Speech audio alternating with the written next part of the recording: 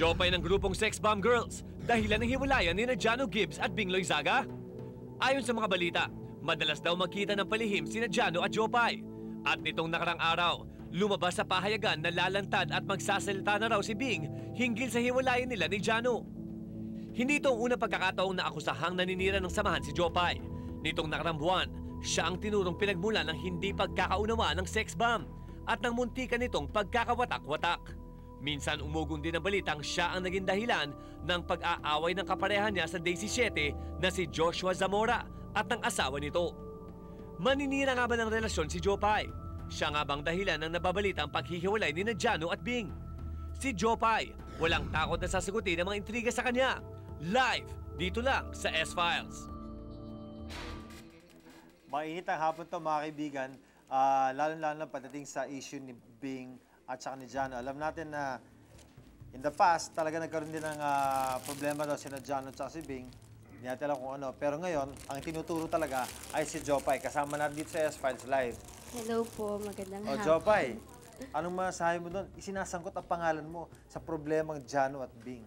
Oo nga hindi nga rin ako makapaniwala kasi kami ni Kuya Jano, pag sa set, wala naman talaga eh. Parang hindi naman kami nag-uusap. Kung di ka nag-uusap, pero saan kaya nagmula yung balita na yun? Hindi ko rin po alam eh. Pati ikaw naguguluhan? Oo. Kasi pati yung pangalan mo, sinasangkot dun sa kay Joshua at sa asawa niya. Bakit kaya? Hindi ko po. Siguro kasi dahil kapartner ko po siya sa Daisy dati. Okay. Kaya siguro sinasangkot ako. Ganon, no? Bakit kaya? May nainggit ba sa'yo? Meron kaya nagkakalat na kung ano-ano? Hindi ko po alam Ha? Nagugulat na nga rin ako kasi yung tinawagan Kasi medyo ako mabigat yung mga paratang nila sa'yo. Yung sabi na, naninira ka raw ng pamilya. Siyempre, mabigat yun, di ba? Oo nga. Oo. Ito naman sa part na yun, tinuruan naman ako ng magulang ko, di ba? Oo. Para hindi naman itinuro sa akin na pumatol ako sa may asawa, di ba? Parang, parang sabi ko, bakit yung mga isyung ganun pa yung binabati ko sa akin? In love ka ba? Ngayon po? Oo. Hindi po. Bakit? Nagtatrabaho. Dahil puro trabaho? Opo. Anong mensahe mo sa mga nagkakalat na ikaw raw ang dahilan ng paghihiwalay na Jan at ni Bing? Hindi ko nga alam talaga saan nanggaling yung issue.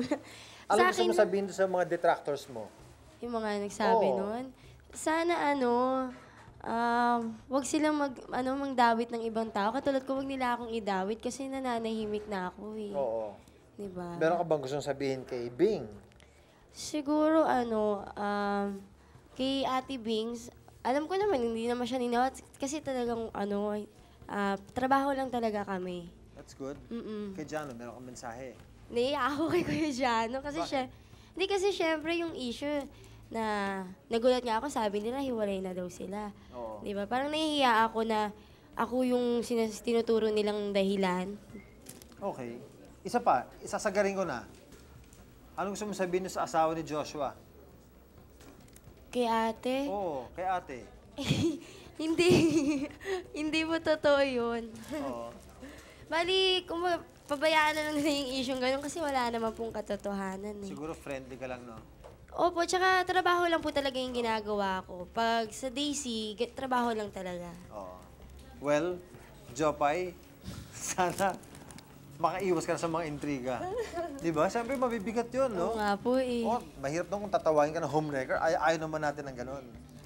Di ba? Wala po. So, puro trabaho lang, okay? Trabaho lang talaga. Wala po Kaibigan talaga si Jopay po ng katotohanan Sex yun. Bomb. Thank you very much. Thank you po.